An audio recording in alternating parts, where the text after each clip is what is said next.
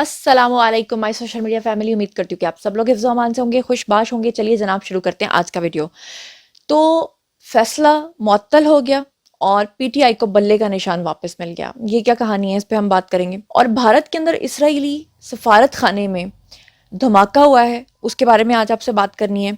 और पीटीआई के एक और रहनुमा के घर पे छापा पड़ा है, कौन है उनके बारे में बात करेंगे। पेशावर हाई कोर्ट के जो जज साहब हैं जो रिलीफ दे रहे हैं इमरान खान को, उसके बारे में मौलाना साहब जो हैं उन्होंने ललकारा है, उनको क्या कहा है उस पर हम बात करेंगे। चाहत फ़तेह अली खां मुल्क के नए वज़ीर आज़म बनने जा रहे हैं, उस पर हम बात करेंगे। हसन निसार ने बहुत ही ख़तरनाक किस्म का बयान दिया है और इदारों के ख़िलाफ़ दिया है, और क्या कुछ उन्होंने कहा है स्टेट के ख़िलाफ़, उसके बारे में हम बात करेंगे।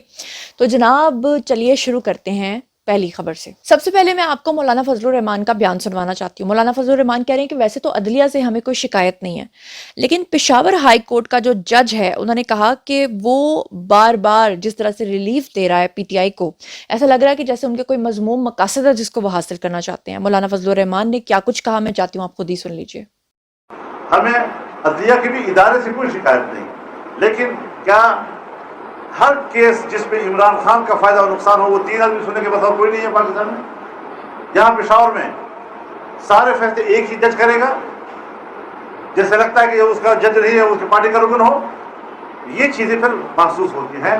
तासुब जो पब्लिक को मिलता है, जो हमें मिलता है, उसकी इजहार का हक भी हमें तो अदलिया नहीं दिया। जी, इससे पहले कि मैं अगली खबर की तरफ बढ़ूं, मैं आपको इमरान खान का कुछ ग्रिड दिखाना चाहती हूँ जिसमें मुख्तलिफ औकात में इमरान खान क्या कुछ कहते रहे हैं। एक मुझे याद है कि उनका बयान जिसमें उन्होंने कहा था कि अल्लाह ने मुझे गलती से नाउजुबिल्ला इंसान बना दिया। फिर उन्होंने कहा था पाकिस्तान के अंदर 12 मौसम है।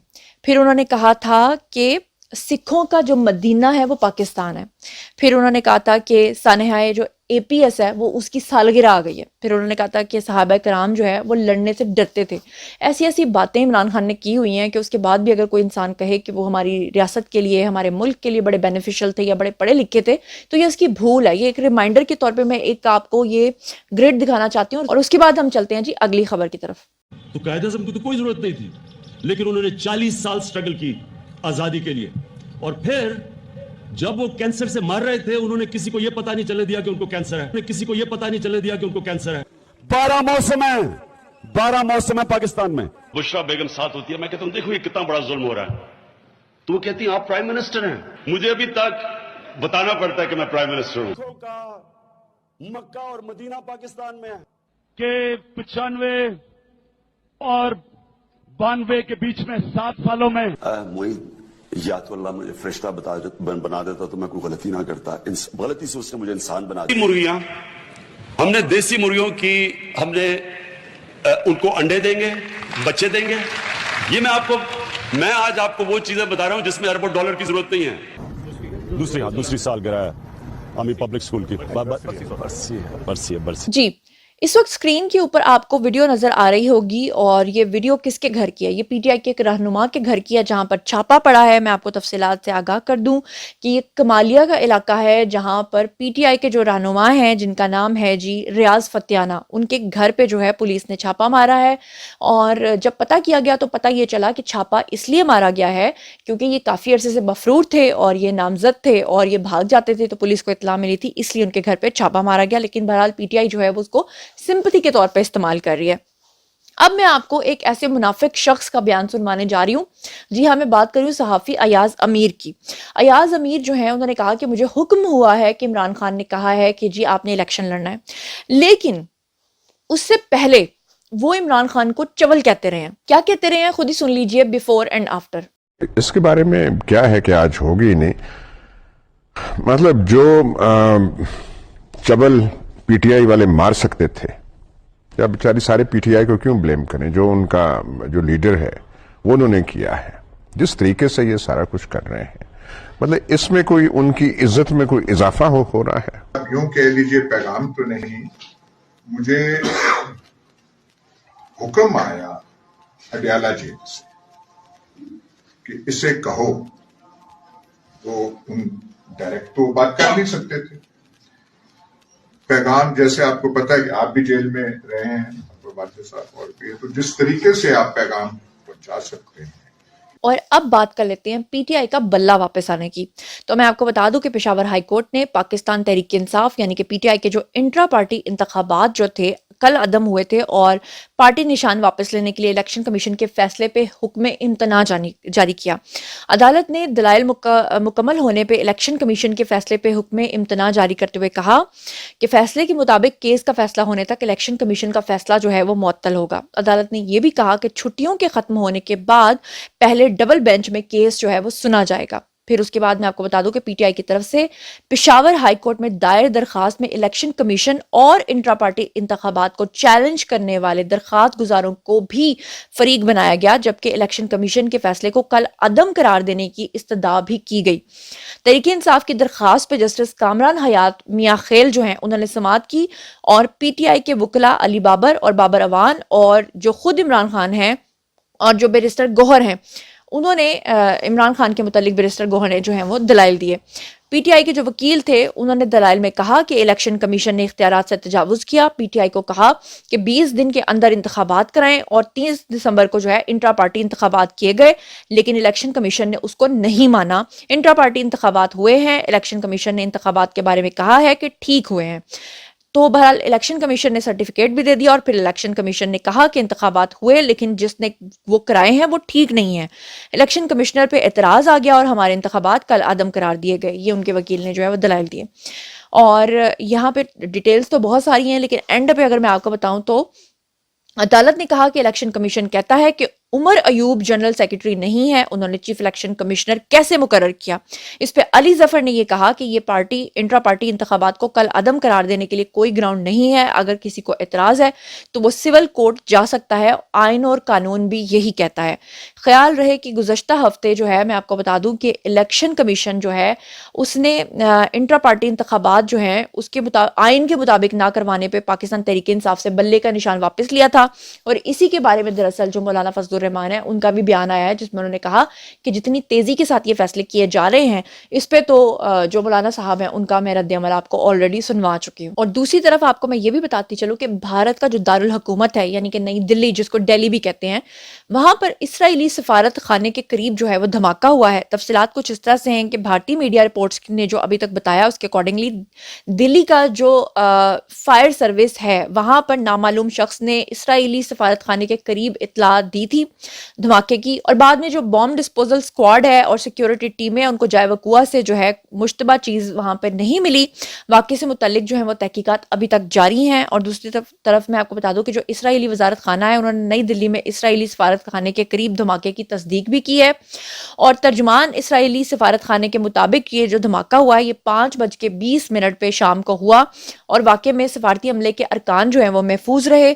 اب اس کے حوالے سے تحقیقات جاری ہیں. دیکھنا یہ ہے کہ بھارتی میڈیا جو ہے اس کا ملبہ بھی پاکستان کے اوپر ڈال دیتا ہے یا کہ اسرائیل یا بھارت کی طرف سے یہ ایک نیا پروپیگنڈا ہے. یہ تو آنے والا وقت ہی بتائے گا، لیکن فی الحال تک جو خبریں تھیں اس کے اکارڈنگلی میں نے آپ کو بتا دیا ہے. دوسری طرف آپ کو بتا دوں کہ پاکستانی قوم جو ہے نا اب وہ قابل اور فاضل جو لوگ ہیں، جو پڑھے لکھے لوگ ہیں، جو درد دل رکھنے والے لوگ ہیں ان سے بہت دور ہوتے جا رہے ہیں. اب تماشبین لوگ زیادہ آ گئے ہیں. اگر میرا خیال ہے کہ ڈکشنری کے اندر جو ہے نا یوتھیا کا لفظ اب شامل کر لیا گیا ہے. جو انگلش ڈکشنری ہے اس کے اندر یوتھیا کی جو ٹرانسلیشن آئی ہے وہ یہ ہے کہ ایسا شخص جو کہ اممیچور ہو، سیاسی طور پہ بالغ شخص نہ ہو، ذہنی پختگی نہ رکھتا ہو، جو کہ غلط باتوں کے اوپر جو ہے وہ زیادہ یقین رکھتا ہو، اسے کہتے ہیں جی یوتھیا. یوتھیا کی یہ ٹرانسلیشن ہے.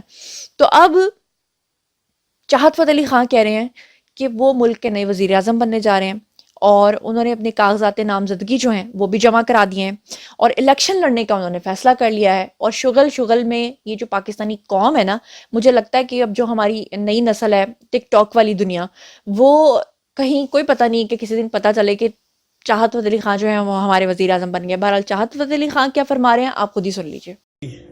2 1 السلام علیکم. کروڑوں دلوں کی جان چاہت فتح علی خان آل دا way from Lahore Pakistan.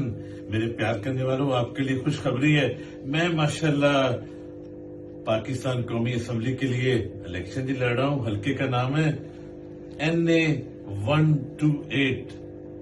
NA 128 as a आजाद उम्मीदवार, इंडिपेंडेंट कैंडिडेट, तो आप सब ने वोट देने हैं मोहब्बत के लिए, यगानगत के लिए और पाकिस्तान की खिदमत के लिए, अच्छे मौसम के लिए। और अब हम बात कर लेते हैं जी हसन निसार साहब की। हसन निसार साहब ने एक ऐसा बयान दिया है जिसको सुनने के बाद आपके पैरों के नीचे से जमीन निकल जाएगी। मोहतरम फरमाते हैं कि खान साहब को अनइंटरप्टेड 15 साल की हुकूमत जो है वो करने दी जाए, और इस मुल्क में कोई शख्स अगर जमहूरियत का नाम भी ले तो उसे फायरिंग स्क्वाड के सामने खड़ा करके गोलियां मार के हलाक कर दिया जाए, और उन बुलेट्स का जो गोलियां मारी जाएं उसका खर्चा भी उसी से वसूल किया जाए।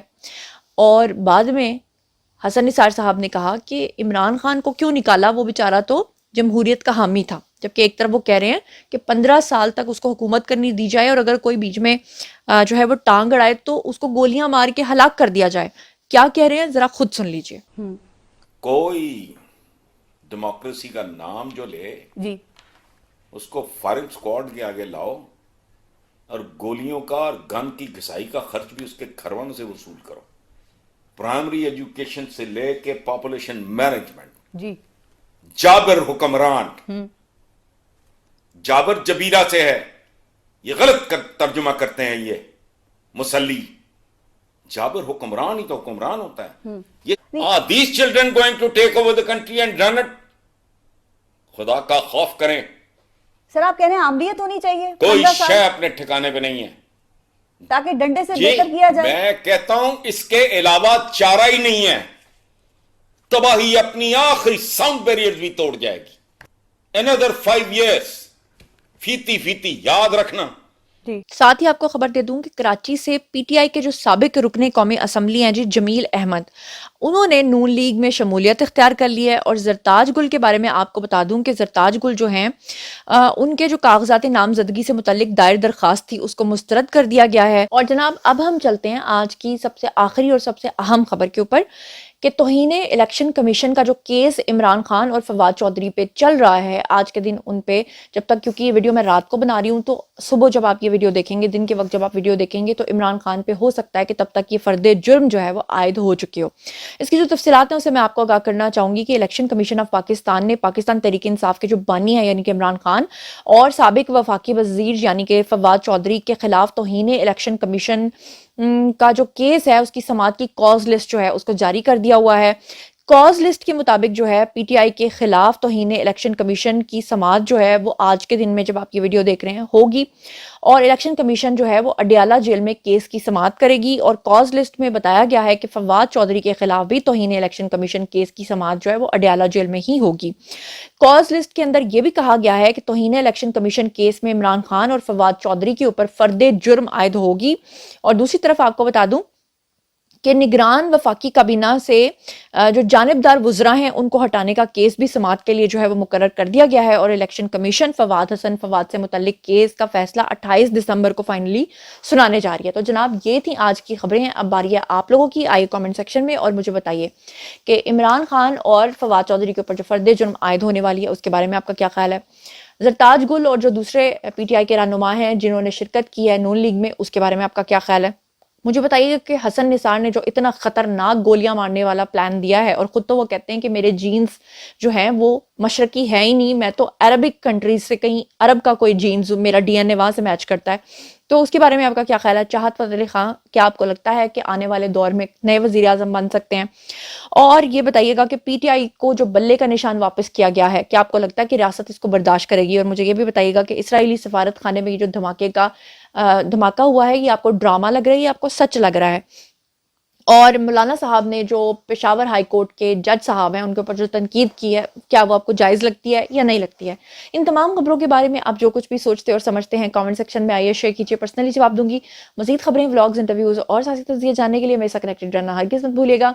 चैनल को सब्सक्राइब कर लीजिएगा। अपना बहुत ख्याल रखिएगा। अल्लाह ने के बाद।